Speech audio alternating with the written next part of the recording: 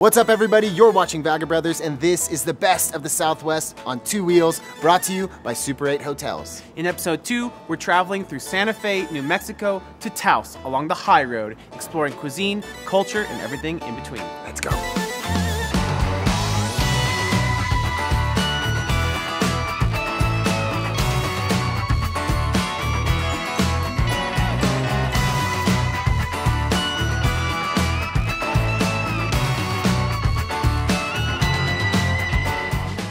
Good morning, welcome back to Vagabrothers, and welcome back to part 2 of our Southwest road trip adventure with Super 8 by Wyndham Hotels. We just woke up after a great night's rest in the redesigned guest rooms of Super 8, and from here, we're driving up to Santa Fe and on to Taos. If you're just tuning in, make sure you go check out episode 1 where we travel down the Route 66 in Arizona. But to be honest, I am most stoked for the adventure that happens today. Let's go.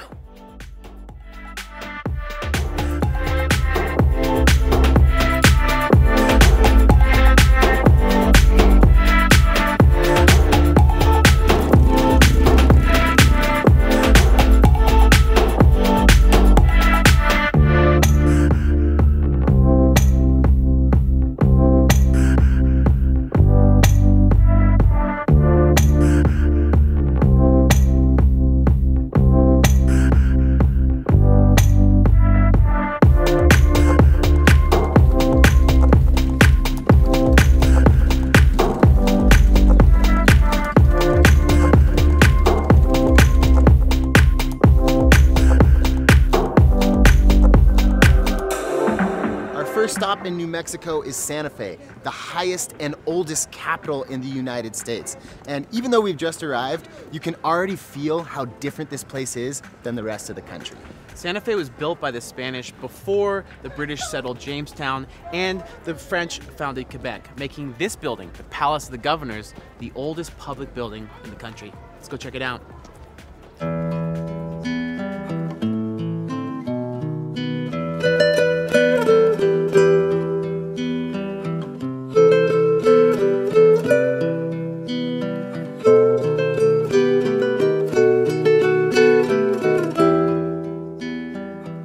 My name is Alicia Romero. We are at the New Mexico History Museum and Palace of the Governors. I'm curator of Spanish, colonial, Mexican, and Chicano and Chicana history. Santa Fe was founded in 1610. This building was built in 1609 as the northernmost seat of the Spanish colonial government. When Mexico went to war against Spain, that victory was achieved in 1821. And so for the next roughly 20 years, this existed as part of the Mexican nation. And as soon as the Americans started seeing what opportunities lay this way, they engaged in a war with Mexico formally, right? So they marched in here in 1846 and raised the American flag. Stephen Watts Kearny was the one to do that. And from then on, we remained as a territory of the United States from 1848 till we achieved statehood in 1912. Of all the former Mexican territory, we were one of the last to achieve statehood. A lot of that is pride in our own history. I think for many of us that have had the opportunity to stay here and make our communities here, raise our families here, it's knowing what connects us to our past. So many of us can trace our ancestry to the founding families of Santa Fe and further back for those of us that have Native American roots. The thing that grounds us here is, of course, our food and our history, the pride in knowing who we are and where we came from. What I would want people to know when they come to Santa Fe and to New Mexico more generally is that although we're rooted in history and we're very much proud of our past, that we're a forward-thinking people and that we have our future generations at the forefront of our minds. And anything that we do is for our community's survival, as it always has been in the past.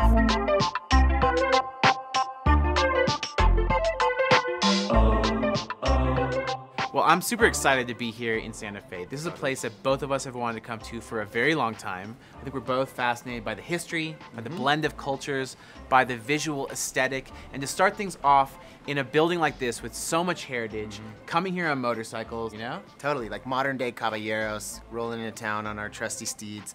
But I think that both you and I have a strong connection to the Spanish presence in the Americas. We grew up in San Diego, right next to the Mission, but coming here coming to Santa Fe and experiencing a whole different side to that coin is just it's very grounding. But I don't think that we should solely focus on the past, because like Alicia said so well, they're grounded in the past, but they're looking towards the future. Yeah, Santa Fe is a place that's got tons of art and culture and crafts, but I think it's time for us to explore less of a traditional side of the city and something a lot more avant-garde.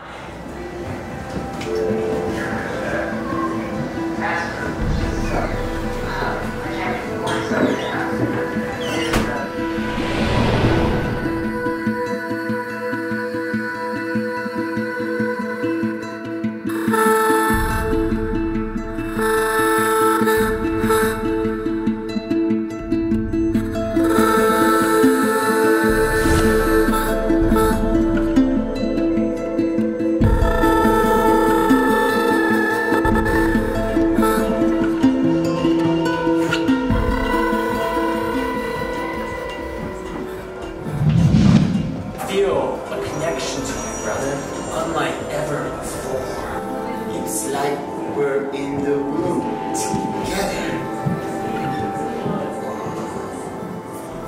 Weird. Hi, Laura Hudman here with Meow Wolf here at House of Eternal Return. What is Meow Wolf?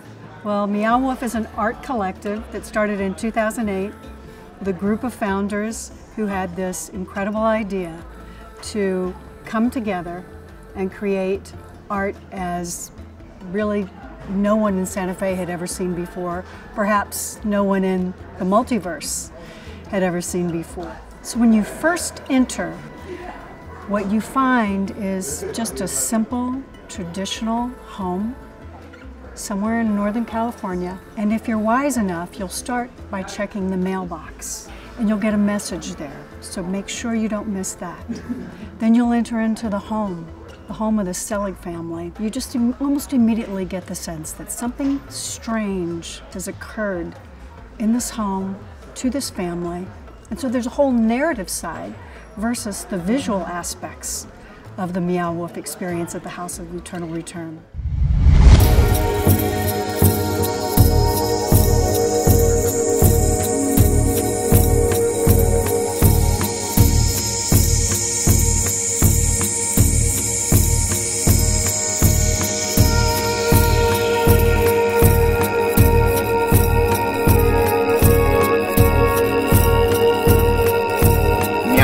Should be called Wow Wolf. This place is amazing. One of the most multi-dimensional experiences that I've had in a very, very long time.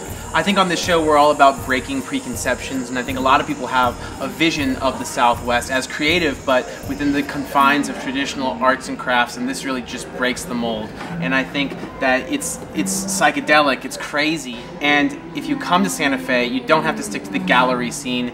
This is art on another level. It's like Burning Man 365 days a year. An inspiring place to take a stroll, and if you visit Santa Fe, we highly, highly recommend that you come check out Meow Wolf.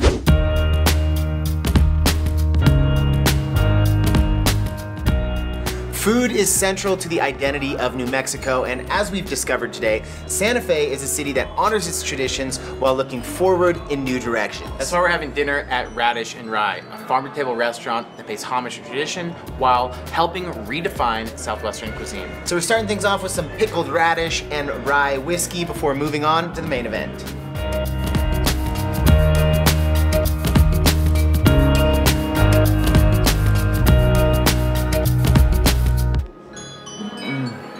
According to tradition, after the corn chowder and marrow, you're supposed to take a shot of Sazerac down the bone marrow itself. So here's to tradition.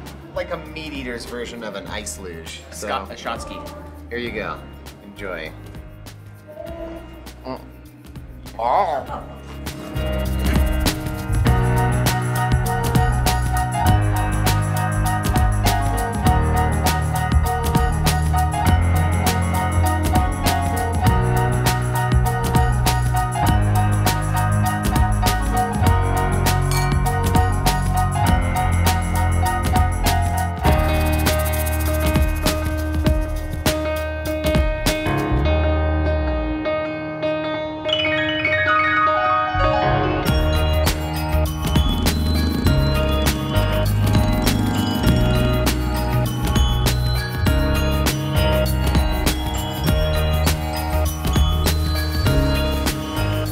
morning, everyone. It's a beautiful day. We've left Santa Fe and we are currently riding up the high road to Taos, a 90-mile-long stretch of scenic highway with tons of super interesting little stops like this place. Our first stop is Chimayo, a village famous for the Santuario de Chimayo, a Catholic pilgrimage site, its arts and crafts, and more recently, lowrider culture. Whoop, whoop, whoop, whoop, whoop.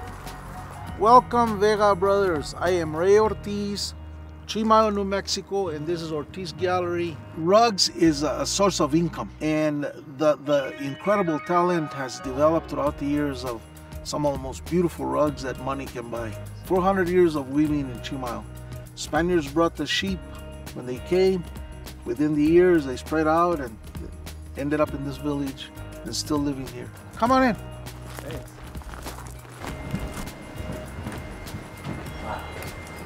So cool. What's this? This is a storyteller. That's pottered by my wife and my son. The symbol of a storyteller is there's no Indian language written, everything's carried verbal, tradition, culture, etc. We carry fine jewelry and of course very nice rugs. So you're welcome.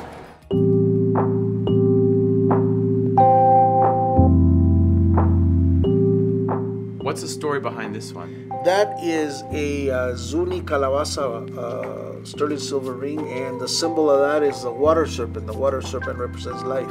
It's beautiful. Absolutely. I think this would make a perfect souvenir. You'll enjoy it for the rest of your life, man. It's just nice. Totally.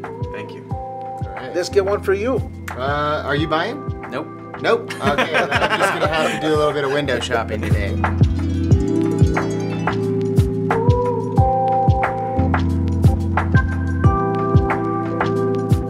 This has been a really unique experience. Chimayo is really just this small village on the side of the road, but there is so much tradition and history here, and having Ray kind of just walk us through all those different layers, show us all these incredible indigenous crafts, and then obviously show off the beautiful cars outside. It's just a fun combination. It's great to see how the care for what they do, the pride in the work, the pride in the sense of place and the identity that's wrapped up in it. It's just, you can see it translate instantly, whether it be from weaving or silver work or the storytellers to the cars themselves. And you can just see it's a community. The whole community came out today with all their rides. Everyone's out front, and it's just a beautiful thing to witness, especially as a traveler. But it's time for us to go, so back on the bikes, and we may have a little bit of company. Let's ride.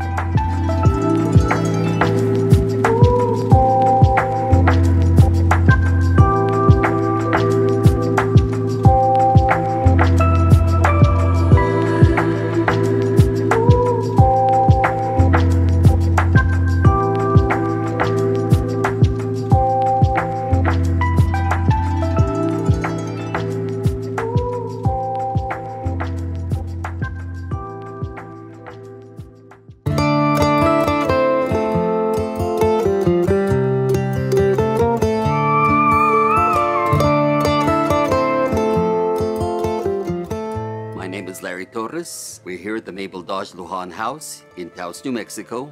I teach down the road at the University of New Mexico, Taos branch. I was born in Taos, New Mexico, a long, long time ago. There was a French poet by the name of Pierre de Ronsard who says, "Go out in the world and learn all that you can, and when you do, bring it back and teach your people so that they too can experience it through your eyes." We are at the home of Blvd Lujan.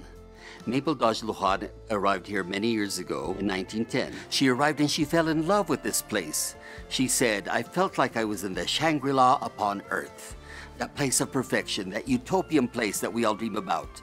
And she started bringing people from all over the place. Soon it was crawling with artists, performers, actors, all kinds of wonderfully creative people. Intellectual society was born here in the American Southwest, specifically in this very portal, and Blvd presiding over everybody. It's still a place of discovery for a lot of people all over the world.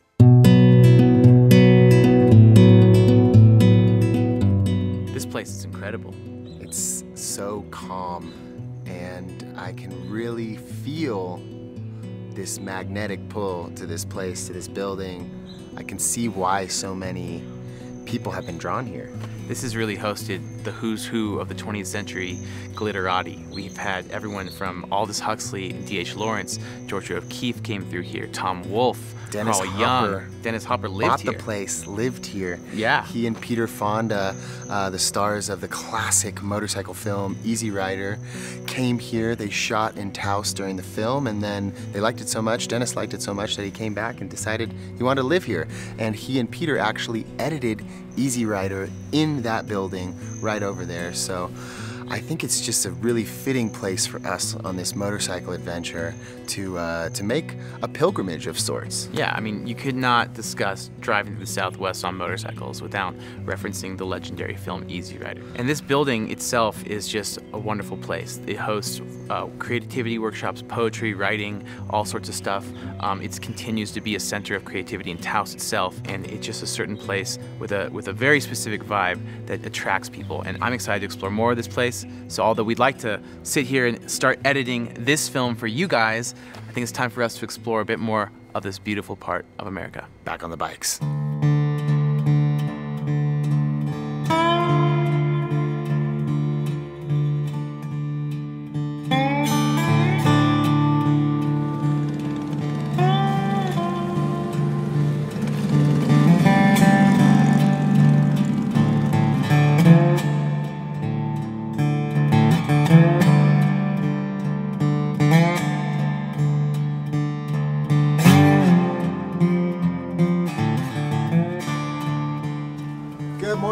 Gentlemen, we've woken up to a little change in the scenery, a beautiful blanket of snow that looks gorgeous against the adobe and the foothills of the Southern Rockies. Our final stop on this trip is a very special place, the Taos Pueblo, a UNESCO World Heritage Site that's over 1,000 years old and still inhabited today. It's one of the longest continuously inhabited places in the Americas, and the Taos Pueblo are one of the few Native American tribes that still inhabit their ancestral homeland. There's only 17 such pueblos like this in all of New Mexico, so we're gonna meet up with a local guide who's gonna tell us more about the people of the Red Willow.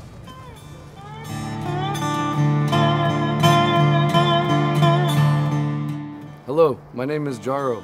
I want to welcome you all here to Taos Pueblo, the home of the Red Willow people. As you can see, our structures here in Taos Pueblo are made out of adobe, which is an earth material, simple mixture, earth, water, and straw. This is our home, a 120,000 square acre plot of land here in northern New Mexico, and it is nestled in the Sangre de Cristo mountain range. When the Spanish conquistador arrived to Taos Pueblo, it was estimated anywhere between 800 to 1,000 people were living here full time. Today, about anywhere from 5 to 10 families will live and reside here in our Pueblo full time. Here in Taos Pueblo, we are very traditional people. Our language, our culture is the glue, and it keeps us together still to this day. Our Red Willow people have been very persistent in the keeping of our lands. Our people have been through 2 revolts. The first one was in 1680 with the Spanish conquistador, and our people, along with our neighboring Pueblo people, were successful in pushing back European contact during that time. The second revolt will be in the 1800s, and that was with the American, and our people survived through that time as well, and we are still here today. Myself, being a Red Willow person, this is the life and the way of my ancestors, and to be able to carry this on and pass it on to our future is very important to all of us. How many stories is that? It can be anywhere from 4 to 5 stories here. 1,000 years ago, would this have been the tallest structure in the Americas? Definitely so, and still today in Taos County. The adobe is going to be replastered annually. Typically it takes place in the fall season, so as I mentioned, each home is individually owned by a family, passed down through generations and maintained in the same. So families do come together at least once a year. They'll replaster the outer walls of their homes. And this is the same building that's been here 1,000 years, so no major earthquakes. Histories, no major earthquakes. Wow. Do you feel your ancestors when you're in a place like this? Most definitely so. All of us here in Taos Pueblo, very culturally proud people, so we most definitely take part in our language and our culture still to this day. And as I mentioned, language is like a glue. It brings everything together. Right. And with that glue, we have all of this here. But one of our most important resources that we have here in our community will be our water source. Right. And it's known as the Red Willow Creek. I drink the water. All of our community members still depend on this water today, and I feel that's very important to take care of our land, to take care of our water, and that's how we are as Red Willow people.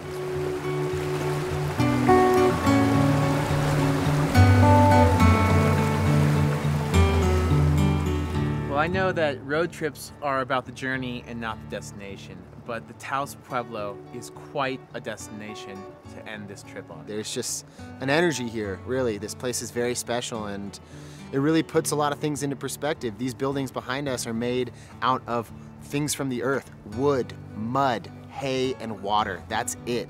And they're standing for over 1,000 years. Just really puts into perspective how a closer connection with the earth is what we need. And I love how the traditions here are so alive, and how we've been welcomed into this place by the locals and gotten the chance to explore more of this really interesting region.